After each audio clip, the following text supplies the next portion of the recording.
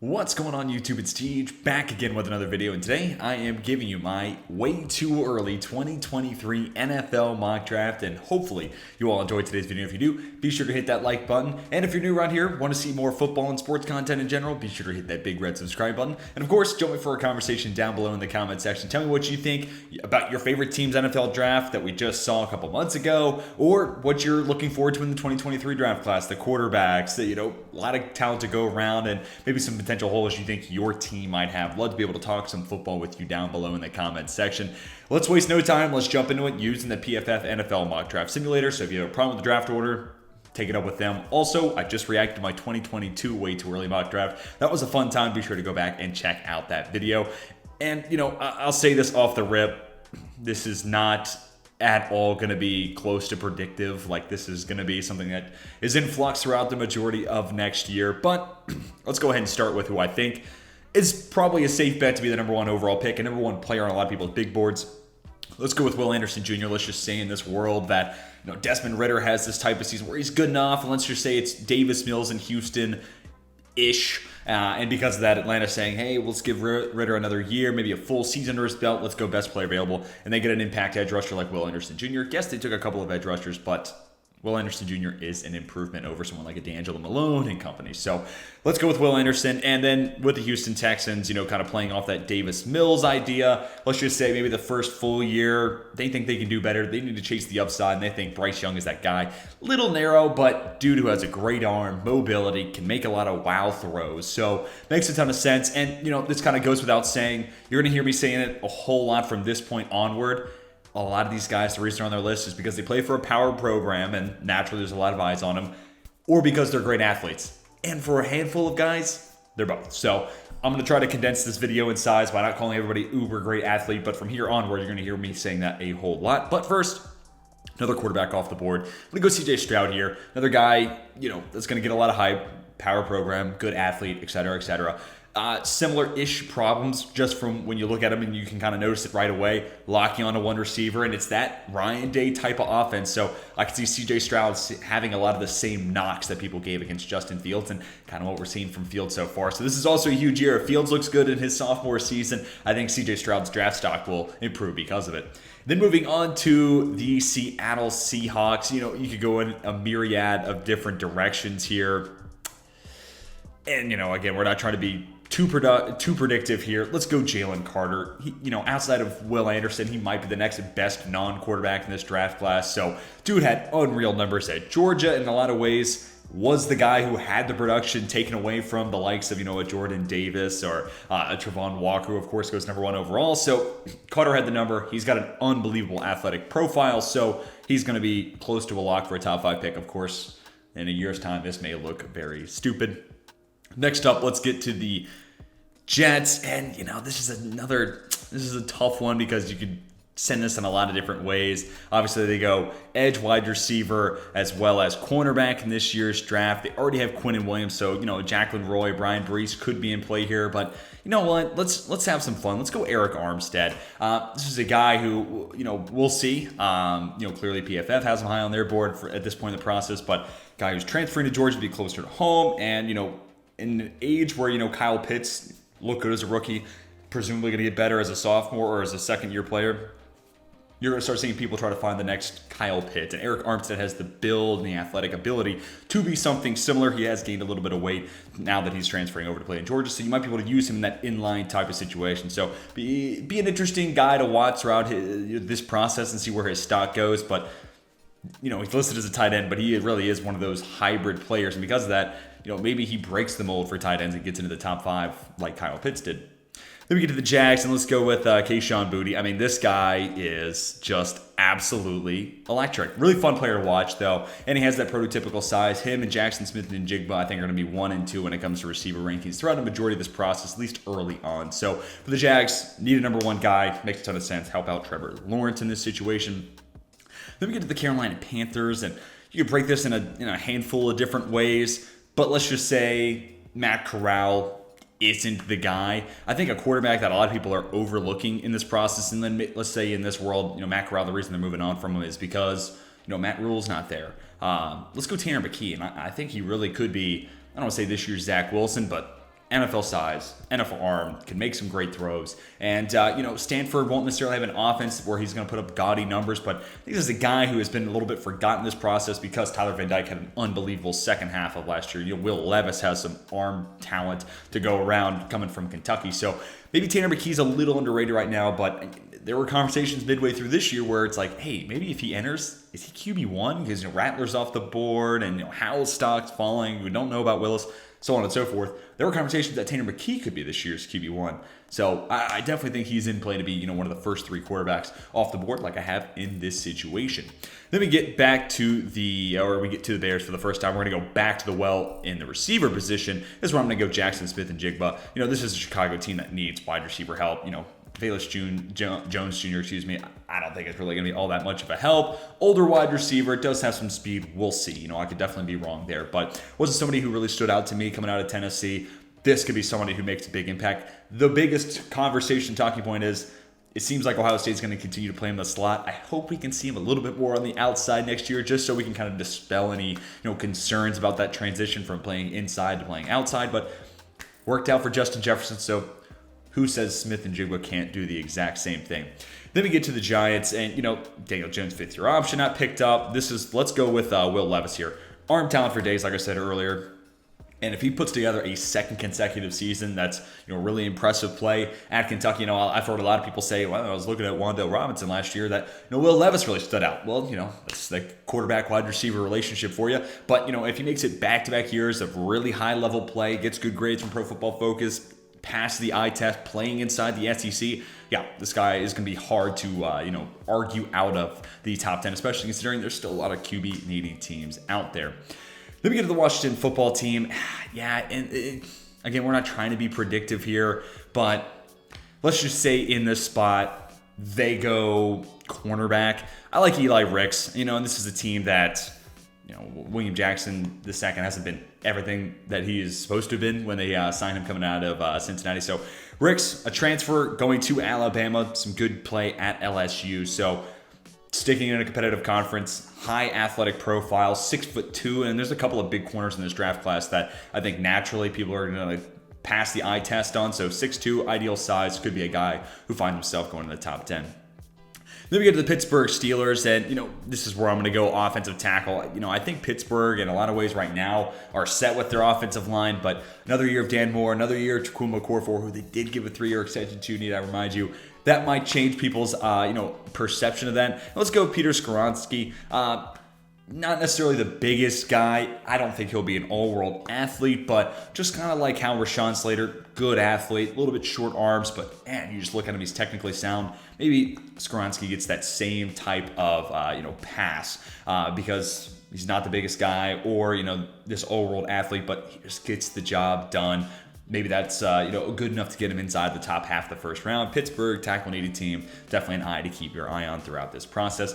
Then we get to the Minnesota Vikings, and let's go back to the well. Actually, let's change it up here, and we could tap into more wide receivers. I think this is a team that especially Kevin O'Connell adding in and incorporating a third wide receiver in the offense is really enticing to go with the Jordan Addison.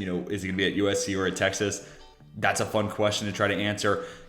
A quick look at the interior offensive line classes. I'm procrastinating and trying to think on the fly, but actually, let's go to the linebacker position and let's talk about Trenton Simpson. Unbelievable athlete. Again, this goes without saying. A lot of these guys are just freaky, twitchy guys, but probably the guy right now that feels like he's going to be the front runner for linebacker one. Great in zone coverage, unbelievable mover, especially laterally. But it's kind of that give and take with Clemson. We'll talk about this a little bit later with guys like Brian Brees as well as Myles Murphy, who have a ton of talent, but primarily 3 down sets on the front 4, or in this case front 3 for those guys. How does that affect their stock? But also only 1 linebacker on the field, so statistically, Simpson's the guy who's going to have a ton of stuff funneled to him. But I think when you watch him, you see an unbelievable athlete. Another interesting element to all this is what does he look like outside of a Brent Venables defense?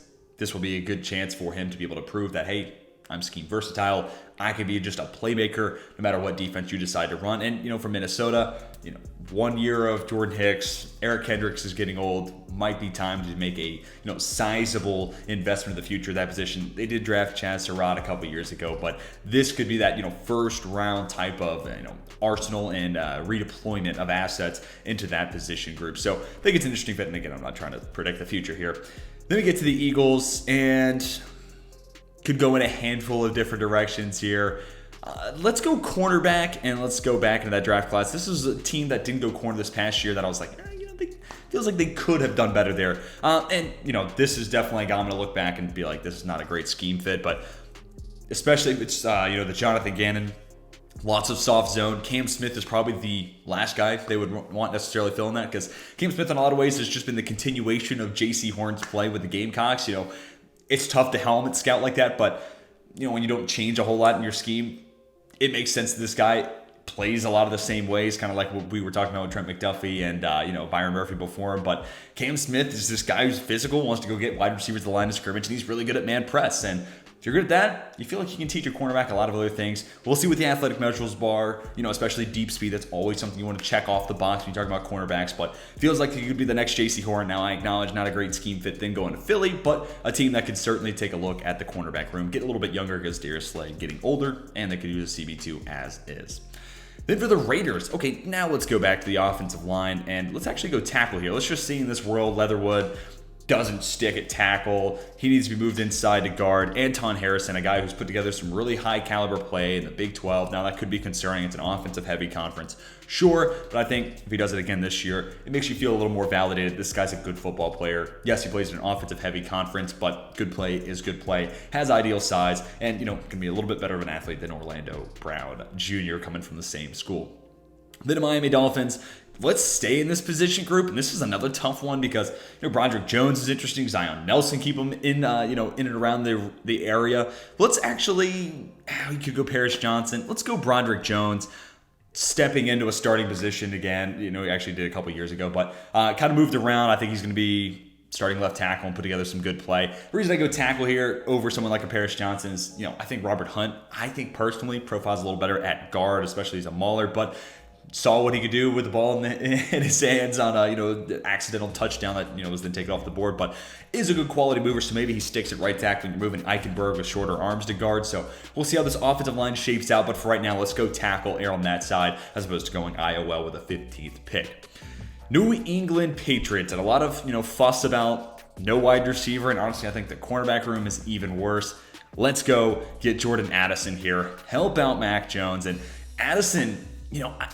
I could see where momentum and, his season really carries him a lot further than this one because, he's the reigning, basically national wide receiver of the year. He won the Blitnikoff Award, best wide receiver in the country. Yeah, okay, he's a good football player, but that on top of, USC or Texas, he's going to be transferring to one of these, power programs and, this late push from Texas. Who's going to win this battle? And especially with the NIL component of all this, he's going to be a guy you're seeing a whole lot of, and he'll make some cheddar for himself. So I could see, this hype building up. If he put together a stellar season, it's going to lead to some fun storylines, and it's going to be glitz and glam all the way. And maybe this guy works himself in that top 10 range. But right now, let's have him go 16. And I would say right now, probably wide receiver 3 is just not that big. But, dude, if you ball out, I think NFL teams and, fans of the league in itself are becoming more and more accustomed to wide receivers that don't look like 6'2" and 210 pounds or whatever.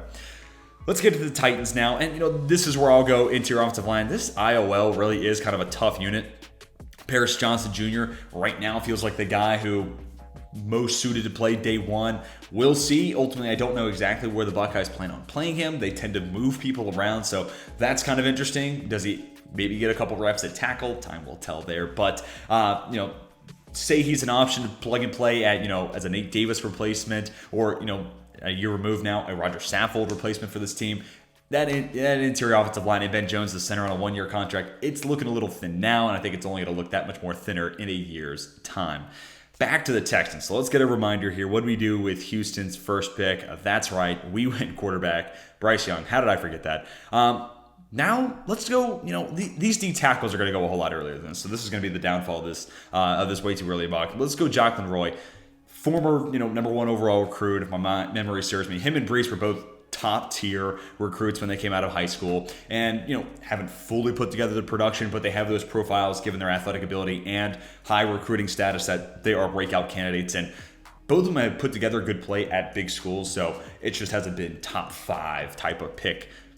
They have what it takes to make that jump, though. And if Jacqueline Roy and Brian Brees take that next step forward behind Jalen Carter, this D tackle class could be one that we talked about for a while. And there's another really good D tackle from Florida I think we're going to talk about a little bit later on.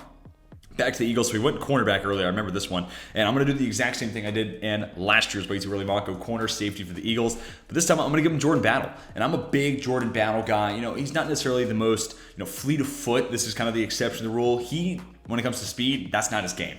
But knows for the football, high IQ type of player, great instincts, finds himself in the right position. So Jordan Battle might be somebody who has to play in kind of a robber role, get him in the sticks, cover the middle of the field, or play him in limited spaces as opposed to just having him be a true deep number, free safety that, is the single high.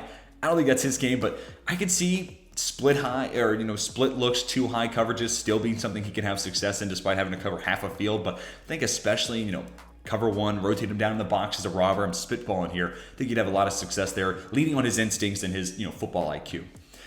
For the Baltimore Ravens, now you could go in a handful of different directions here.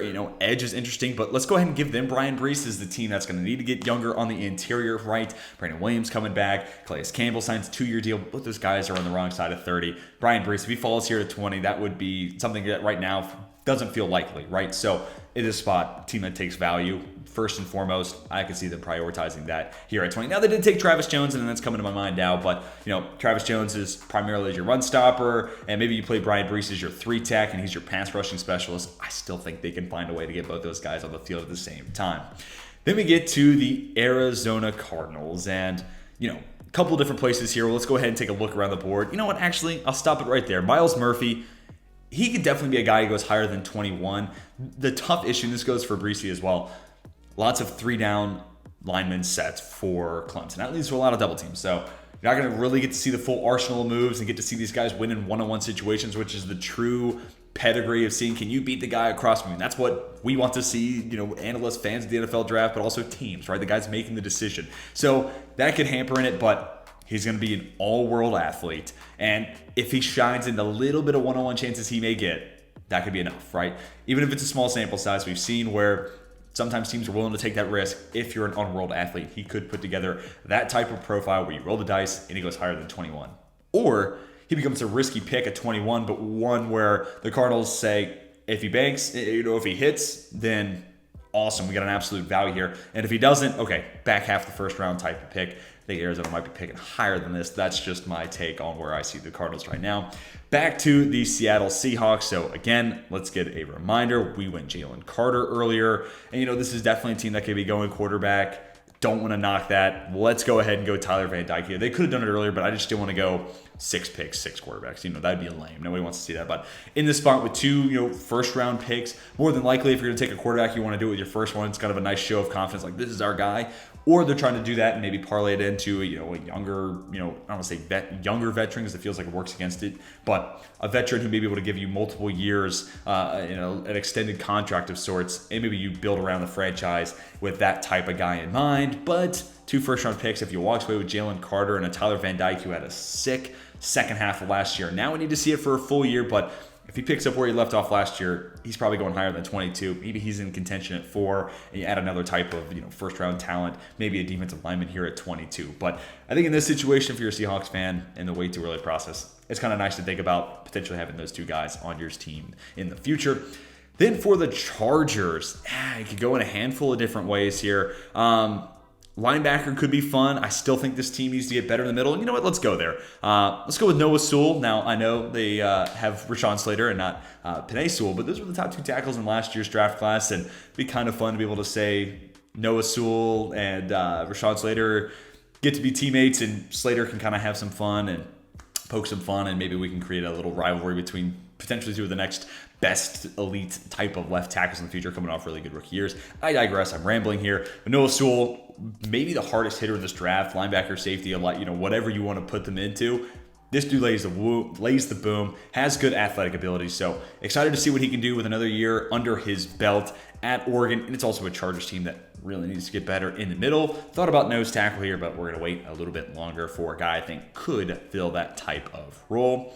Back to the Miami Dolphins, and this is a team that could go in a handful of different directions. Obviously, they prioritize corner. I think Antonio Johnson, this nickel corner, strong safety mold, we're starting to see that become more and more often, or more and more frequent now. That could be an interesting pairing, especially considering this team doesn't really have a go-to playmaker there in the slot. But just for my sake, let's take another look. We did Broderick Jones. I'm going to go and dip into the edge position. They did draft Jalen Phillips in the first round, not the past draft before that, but they can still get better there. And, maybe this isn't necessarily the perfect pairing with Nolan Smith and, Jalen Phillips. It feels like they would both win off of, first step and athletic ability, but I think Phillips has a little more moves at his repertoire.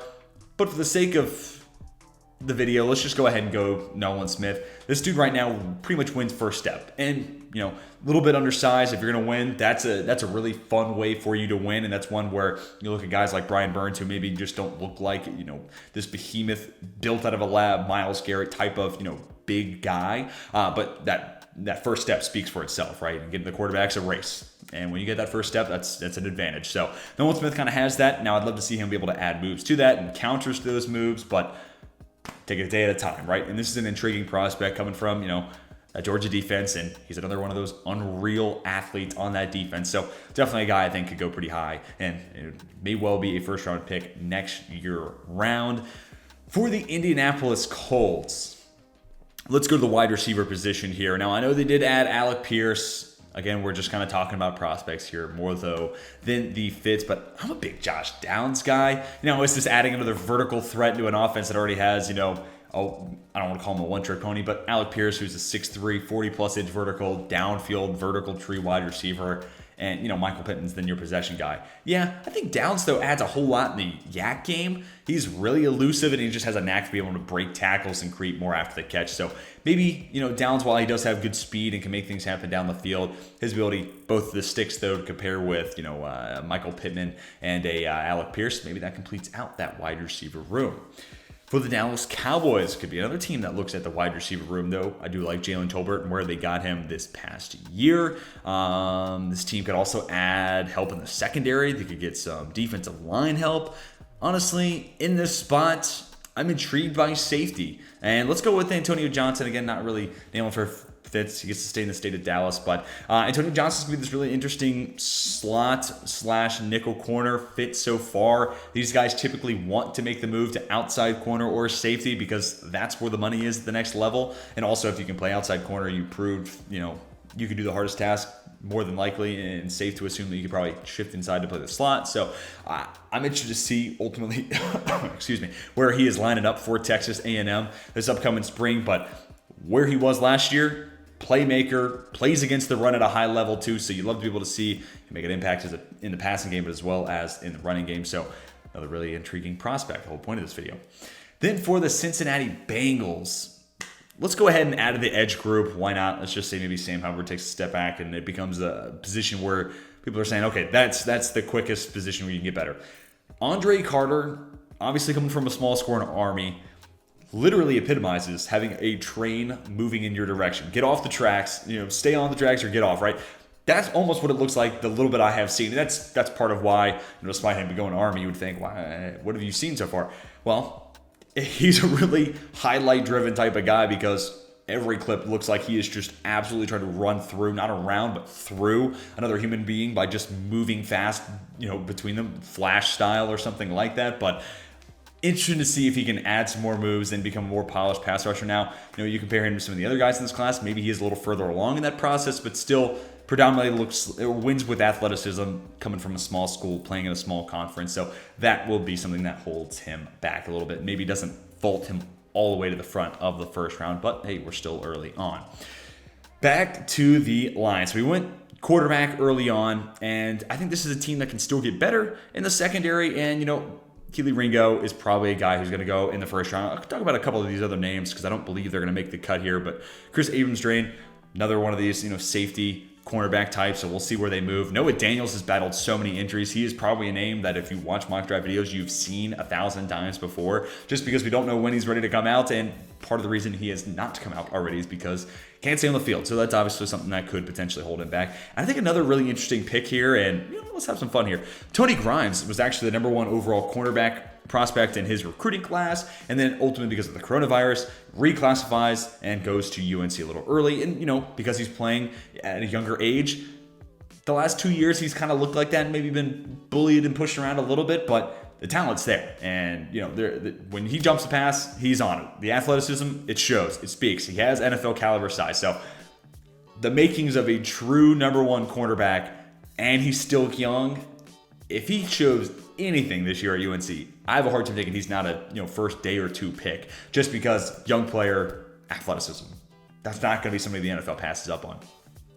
To the Green Bay Packers, and this team is not going to go in this direction, but let's take another trip down through the wide receiver room. Keontae Thompson's a really interesting fit here. Jalen Cropper, I know there's some fans of. Quentin Johnston, Nathaniel Dell. The more I actually look at this, I kind of want to pivot in another direction. I don't think they'll go tight end first round, but I had to talk about my boy Michael Mayer.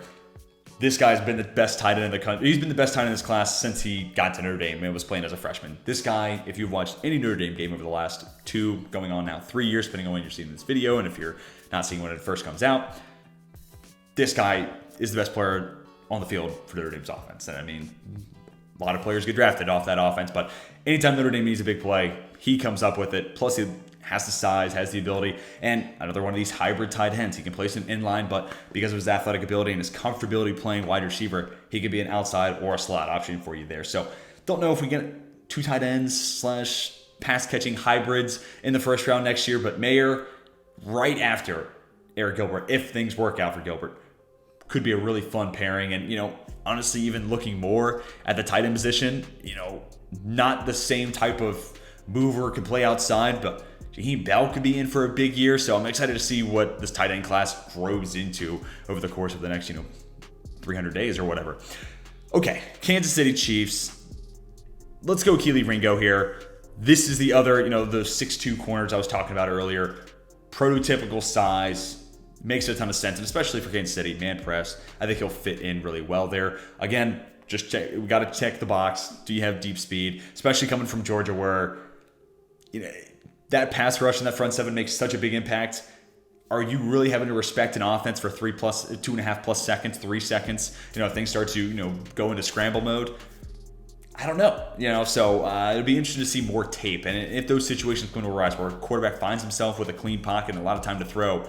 Is Ringo giving up big plays at the end of it? Is he a little too jumpy, trying to jump passes early on in the route because, hey, they're not going to be able to throw it deep over my head because the play is going to be done by then? So I'm getting into a long tangent here, but that Georgia defense is a really interesting one, especially with how it could impact secondary play. And I just don't want to see Ringo become this year's Darian Kendrick, where it's like, oh, actually that guy runs a 4.75, so yeah, make him a 6th-round pick. So that's always going to be something that's tough here, but time will tell.